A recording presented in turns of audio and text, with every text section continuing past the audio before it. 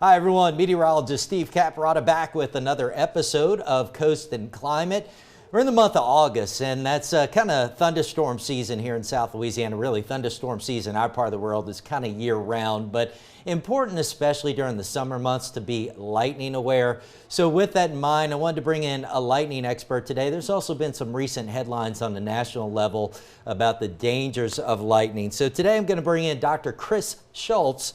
He's a research meteorologist at the NASA Space Marshall Center, Marshall Space Flight Center. Let me get that right. The NASA Marshall Space Flight Center in Huntsville.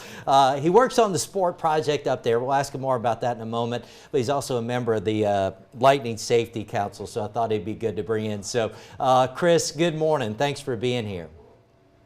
Morning, Steve. Thank you for having me. All right, so let me start out. I kind of butchered the name there at the beginning, but you're at the Marshall Space Flight Center in Huntsville. So tell us a little bit about what you actually do up there, and you're involved with something called the Sport Project. Tell us what that's all about. So here at Marshall Space Flight Center, we have a program called Sport, which takes unique NASA data sets and gets them to end users like the National Weather Service, broadcast meteorologists, and other people like emergency management to help make decisions. And so where I sit in my position is I'm the lightning expert and severe convection expert for Sport. And what we do is we use lightning data to help predict the early onset of severe weather. And so what the idea behind that is that when you have a strong storm, your lightning rates will rapidly increase in magnitude, and then the forecaster can use that information along with radar and other satellite data sets to make quicker and more sound decisions when it comes to getting people the warnings that they need. What that is also extended to is we've observed that lightning and other types of hazards like volcanoes or wildfires or even thunder snow can also be predictors to help monitor conditions that we don't normally measure, like vertical motion or the amount of ash coming out of volcanoes, or even where a lightning strike might start a fire. Yeah, I think you kind of brought up something there that probably a lot of people aren't aware of, and correct me if I'm wrong here, but I think based off of some of the research that you guys and your group are doing, the National Weather Service has even started to rely a little bit on lightning as an indicator of severity, as you kind of hinted, when we try to track storms that are potentially becoming severe. Yes. And so the geostationary lightning mapper that was launched on the GOES-R satellite in 2017 allows the National Weather Service now to really hone in on areas of strong lightning activity. And that strong lightning activity is well correlated to things like severe weather, especially hail and high winds. And also it helps set the storms that exhibit those characteristics typically in the right environment can also have tornadic potential. And so what the forecasters have really worked hard on in the last decade in preparing for GOES-R is they've learned how to use the lightning data in their frameworks. And so we can now add confidence to their warning decisions. They were already doing a great job, but there are times where the lightning helps them tip a decision, whether to warn and sometimes maybe hold off on a warning so that they don't falsely warn people that may not be in danger. All right, so let me ask you another question now. One of the main reasons I wanted to bring you in, lightning was in the headlines a lot recently because of a very visible location that was impacted by this. Unfortunately, we had 3 people killed and another injured near the White House a week or so ago during a storm. From reports, it sounds like they were sheltering under a tree, probably trying to get out of the rain, sheltering under a tree, and then the lightning struck. So I know most people have probably heard this by now, but can you explain why it's a bad idea to take shelter under a tree and the dangers involved in that when there's a storm and lightning around? Yes, so when you shelter under a tree in a storm, what you do is you essentially increase your height. And so storms that are as the lightning propagates down to the surface, it's looking for the tallest and easiest object to dissipate its energy, and sometimes that is a tree. So if you're under the tree, what can happen is the tree will be struck, the lightning channel will continue to come towards the ground, it can shoot off what's called a side flash that will come off of the tree and strike you directly, or it'll put its energy into the ground and into the root system called ground current, and it can strike you from your feet upwards. So it may not be hitting directly on your head, but it can hit you under a tree as the energy continues to go down the tree trunk and into the root system. I think that's one thing a lot of people don't realize is the different ways you can be struck, and some of those direct, some indirect. Unfortunately, you know this better than most, if not just about everybody. With every big lightning story like this, there tends to be some misinformation that follows. So the fourth victim that has survived, there have been some headlines. Let me pull up this headline. This is a headline that was several agencies ran with this, but it says, Doc Martin boots saved White House lightning strike survivor, mother says. All right, so A, two-part question here. Can rubber boots or rubber anything help you? And B, what can help you in a situation like that? So that's largely a myth that rubber-soled shoes or rubber mats or things like that will prevent you from being struck by lightning. The person was still struck. It all comes down to how the energy goes through the body, and then also how quickly aid is rendered. And so that is a big myth that people think that, oh, I've got rubber soles or anything, I'm safe. It's not. What we say for safety is you'd want to get in an enclosed structure that has plumbing, or if you're not able to get to a sturdy structure like a normal building, then you can get to a hardtop vehicle. And so the thing with the plumbing in a building is if the building is struck, the electrical system and the plumbing systems will primarily absorb most of that energy. If you're in a car and the car is struck, it's actually the metal body, the metal frame that will dissipate the energy and bring it to the ground. It's not the rubber tires. That's another myth. But if you can get inside a hard top structure or a hard top car or a sturdy structure, then you'll be safe. Things to avoid: pavilions are not safe, awnings are not safe. You want to get inside something that is sturdy with plumbing or has a fully enclosed metal body. You hit on so many great things there that I'm glad you did. So let me recap a couple of those things. You said pavilions are not safe. I see this so often around pools or golf courses where people think just getting under some sort of cover like a pavilion makes them safe. But as you pointed out, absolutely not. You really need to get inside. And then I'm glad you hit on that rubber tires myth with the cars too. We hear that often. However, you did point out that a vehicle, most vehicles, right, are relatively safe. So let's just talk briefly a little more about that. Most vehicles are safe, and I think you kind of hit on the hard top, but tell us which ones are, which ones aren't when it comes to, you know, that could be a good place to go if you're outside and you can't get in a building. Right, yeah, so anything with a hard metal top, so anything that's generally not a convertible, not a golf cart, anything that has a fully enclosed structure that'll if the lightning does hit the car, the energy will not find a gap to get inside where you are. And so the energy essentially would go around you like a cage almost and dissipate to the ground. And so that's the primary area. If you're caught in the open, try to get to a vehicle. If you're at a park or on the beach, get to places that have sturdy structures or are fully enclosed. Yeah, and I still have a couple of follow-up questions for you. So you also mentioned previously about getting indoors, how the plumbing can help in kind of directing that charge. But having said that, you're not completely safe from lightning even inside, right? And so since you mentioned plumbing, many of us grew up hearing about not taking a bath or a shower if there's lightning around. Does that still stand? And what lingering dangers are there from lightning even when you're indoors?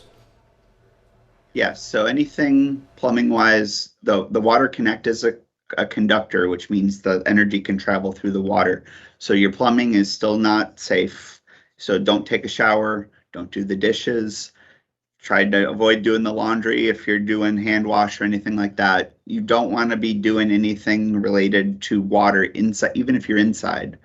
There are many cases we have where people were doing the dishes, lightning hit the tree outside or hit the ground outside, the energy went through the plumbing and hit them and shocked them while they were, washing dishes or things like that. So avoid any type of indoor water activity and anything that involves a cord. So, I know corded phones aren't really a thing very much anymore now that we have cell phones, but people are on computers and desktops. Try to get off the desktops if you can. If you have a laptop, unplug that laptop and just go isolated from your power source. You can still use your laptop if it's not plugged in, but just disconnect yourself from any of the electrical or any of the plumbing when you're inside and there's lightning nearby. That's a great tip also that probably many of us don't think about enough, is even those things plugged in like your computers, disconnecting them, try to stay away from that. All right, I want to bring up a tweet here, Chris, from the Lightning Safety Council, which you're a member of. This was put out a week or so ago in response to a story that was put out that it said, what do you do if you're stuck outside in the open, you can't get inside? And it talked about this so-called lightning crouch. Well, the Lightning Safety Council, the group you're part of, says that crouch hasn't been recommended since 2008. So explain to us what we're talking about there, what the lightning crouch is, and what you should do if you're stuck outdoors and can't get to maybe inside a building. Yeah, so back in the early days of lightning safety, the thought process was make yourself as small as possible relative to the lightning that's present overhead. And what they were finding when people were complacent in their pre-planning and their action to certain events. And so in 2008, the National Weather Service no longer supported the lightning crouch. And what their advice is to try and get to those safety places that we talked about, inside a building, inside a car, as if you're stuck. They also advocate for more pre-planning. Know what your surroundings are. Know what the forecast is for the day. If you're going to go on a hike, look at the forecast and see when the thunderstorms might be in your area. Have ways to receive weather information. We all have cell phones now. Every major weather app that's out there has a lightning predictor that can give you a radius that you can say, hey, I need to know when lightning's within 20 miles of me if I'm on a hike. So, because I know that's the amount of time it takes me to get from point A to point B. Use the new tools that are available to plan ahead so you're not caught. Now, there will still be times when people are caught, and what we advocate for is not the crouch. Try to move and get to that shelter as possible. But if you're totally stuck, you're still not safe. There's no safe place. So you can take a few actions to move forward and try and survive the situation you're in. One, avoid the major tall objects like those trees. Don't be in wide open spaces. That's number two. So if you see a giant field, don't be in a wide open field standing up. Three, if you're in a group, try to spread out. And when I say spread out, a good distance apart, like 10 yards, 20 yards apart from each other, so that if lightning does hit one of you, the other person can hopefully render aid and help get you to safety and get the medical attention you need. But again, the crouch is not recommended. We would rather see people get to one plan, but two, get to that safety place, like a hardtop vehicle or a building that's got substantial sturdy structure and plumbing and electrical. Yeah, so some great tips there. So a follow-up question to that, we're surrounded by water here in South Louisiana, and people love to get out on the water and get in boats, and we often hear about this. They're out there on a lake, on a bayou, whatever it is, out in the Gulf of Mexico. Storms pop up, it can happen quickly. What is the best course of action? You talked about some tips, but so let me ask you this. Since you said you want to try and avoid being in wide open spaces, if you're out on the open water, do you still want to try to get to shore and be by trees? You know, you're juggling this thing of being in a wide open space versus going to shore and maybe being by trees. What's the right answer there? What's the best answer? In the water, you're the tallest object, so you're in a wide open space. At least with land, you might be able to find some spots or a sturdy structure or a vehicle to get to. Now, there are challenges when you're on the open water, say in the middle of the Gulf of Mexico, that you just got to do your best with what you've got. Now, if you've got a boat where there's like enclosed structure and you can get down below and below the boat, into the boat where you're not sitting up on top, that's better than nothing. But you're still in a position where there's still some risk, and that's why we advocate for planning ahead, knowing the forecast, tuning into your local media, getting the National Weather Service forecast, and making sure that you can plan for whatever trip is out there. But yeah, there's no real safe place in a lightning storm out over the ocean or out over the water, and try to get to shore as fast as possible. Main thing is to keep moving. I liked how you've emphasized this planning aspect. I think that's really important. If you're going to be outdoors, you've got to think about what you're going to do if lightning does come upon you. And as you mentioned, how are you going to know if lightning might be headed your way? Great to have those apps or those tools that might give you the early heads up if something is headed your way. So in your research, I know this you are with the Lightning Safety Council, but what are some of the most common activities where people are actually struck by lightning historically? What have we seen? They're typically leisure activities like fishing and boating and camping, because people are kind of down on their guard. They're trying to relax, they're trying to enjoy the scenery, and a storm pops up, and then it might not be raining, and so they hear the thunder and they're not getting wet, and they're a little bit more reluctant to move. We know that over half of our injuries and fatalities come from before the rain begins and after the rain ends. And so what we try to advocate is thunder roars go indoors. And that way, if you are at the beach or you are camping or if you're out fishing, if you hear thunder, that's your cue to take action and get to shore. And so one of the things that we're working on here in sport is a predictor algorithm where we can give you 15 minutes heads up that lightning will be in your area ahead of the storm actually forming or ahead of the storm arriving. And that way you can maybe have a little bit extra time to get to where you need. Now, that we're a few years off in the implementation of that algorithm, but that's what the research is trying to do, is trying to give you those predictors, because right now lightning safety is reactive and the research community wants it to be more proactive so that you and anyone else that's outside can have the information you need to make the best decision for yourself. There is not a lightning warning that comes from the National Weather Service. There are lightning alerts that come through apps, but ultimately it comes down to the individual person taking responsibility for themselves and their safety. I'm glad you mentioned that a lot of the lightning strikes come before and after the rain, so which leads me into my next question. Most people, I think, have heard of the phrase bolt from the blue. I just got this question a week or two ago visiting some of my in-laws, and they were talking about experiencing a bolt from the blue and how much it jarred them and kind of gave them a good scare. So talk about what a bolt from the blue is and the danger involved.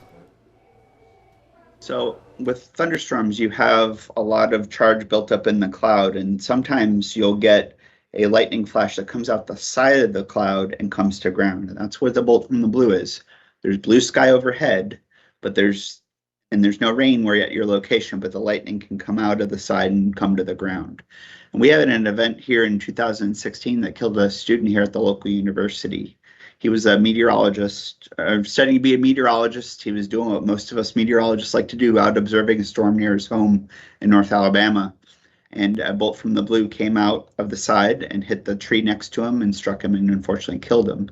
And that's the majority of our injuries and fatalities, because people aren't getting wet. They want to maybe observe a storm, or they're reluctant to move. And you get these events where lightning comes out of the side and hits the right spot, and unfortunately somebody's there, and that's how you get a majority of our injuries and fatalities. So there's nothing super special about like predicting where bolts from the blue is. We know that they can strike within 10 miles of a storm, and typically you can hear the thunder prior to that event, prior to that lightning flash, if you're not getting rained on anyway. So that's why we advocate thunder roars go indoors. Yeah, so some great tips there. I'd have to look it up. I tweeted out earlier in the summer, I was at home. I experienced the bolt from the blue. It's mostly blue skies overhead, and then boom, and I look on my radar app and measured it, and I think it was 10 miles or more away. I think they happen more often than people think. All right, let me kind of change the tone here a little bit. So you and I first kind of interacted about 5 years ago. We had a somewhat rare snow event here in South Louisiana. I'm going to roll a quick video here. So let me roll this video, and I'm going to tell people what we're looking at. All right, so you see a flash of lightning. What's the big deal? Well, look at the top of this video. Can you make out the icicles? That's why this is a little bit different. So, all right, Chris. So this particular morning, I think it was maybe December 8th, 2017. I'd have to look up the date again. But I'm in my living room. It had started to snow. Big deal here in Baton Rouge, right? Getting our kids, we're getting them dressed. We're going to take them outside. Let's go see the snow. And my little girl, who would have been, I guess, 3 at the time, says, "Daddy, I just saw lightning." And I'm like, "Oh yeah, whatever, snow, you just saw lightning." And then probably, 5, 6, 7 later, boom, here's the clap of thunder. So it was first time in my life experiencing thunder snow. What was interesting is this little Twitter exchange you and I had that followed. I'm kind of pulling up this map. But you kind of associated the lightning that we saw, that producer, the thunder snow, if you will, with some radio towers. Can you talk about that? Yeah, so what we've been observing with some of our lightning technology is that in the wintertime, you can get lightning that starts at the top of tall TV towers or wind turbines. And that's because the charge layers that are responsible for the lightning generation are lower to the ground. And they can kick off a lightning flash because if they're lower to the ground, that tower becomes charged. And so then they will ignite a lightning flash up into the cloud, and it can spread out in large distances. And so that's one of the cool findings we've been able to observe in the last 10 years, where people we're able to now see the sources of where lightning starts. And a colleague of mine out at in NOAA actually did a study for his dissertation where he looked at all the TV towers across North America during the winter season. And he found that there was a 138% increase in the probability of lightning at a tower location in the winter compared to the summer. And so what we're trying to do now is use some of the radar tools we have to predict when the cloud is charged so that we can anticipate where those tower lightnings may start. Because in the winter, lightning is less frequent, but it's still as much of a danger. And we want to be able to give people a little bit of heads up when they can go play in the snow, or when there might be lightning overhead and they should just wait that 30 minutes till that lightning has dissipated. We do have some rare cases of people being struck in the wintertime. There was a case in New Jersey in 2018 where a teacher was letting go of car line during the snowstorm and lightning came down and hit her umbrella. She survived, but while rare, they still are possible. It's fascinating. One of the times you really wouldn't think much about a lightning danger when snow is coming down, but still can be there, and some of that lightning tied to these big radio and TV towers, as you discussed. All right, there's one other video I wanted to roll here. So earlier this year, the World Meteorological Organization certified what is now considered the longest lightning flash on record, right, that extended from Texas through South Louisiana into Mississippi. I think this was April of 2020. What can you tell us about this? Called a mega flash. So what can you tell us about that? So one of the beauties of the geostationary lightning mapper, now that we have it on board the GOES satellites, is you can map lightning channels in 2 dimensions spatially. Previously, with the things like the National Lightning Detection Network or Earth Network's Total Lightning Network, you got point locations. Where did the lightning come to the ground, and where were the most energetic pieces of the lightning flash within the cloud? Now that we can map these in 2 dimensions, we can get the spatial extent of these lightning events. And that event is we've known that they existed, but we haven't really had the data to really demonstrate that. And that's what Dr. Peterson's paper that showed the longest flash indicates, is that we now are seeing lightning flashes that last many seconds and travel thousands of kilometers. So places near Houston might be connected all the way to places in Mississippi.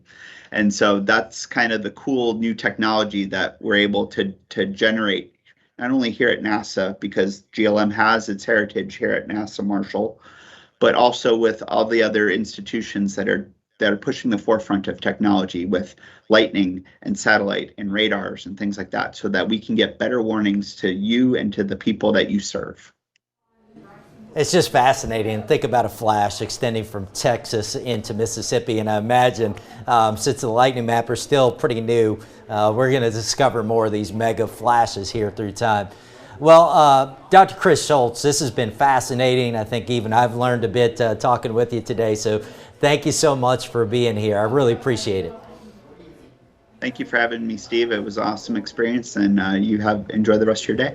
All right, so guys, I highly recommend if you're a Twitter fan too, follow him on Twitter, C Schultz WX, C Schultz Weather. If you want to check out on Twitter, great content there as well. But hopefully you learned a little bit about lightning, the dangers, and how to stay safe today. So that's going to wrap up today's episode of Coast and Climate. We will be back next Thursday. You can catch all our episodes live on WAFB Plus. They're also posted on our website, WAFB.com, and on our YouTube channel. So watch them on demand. See you next week.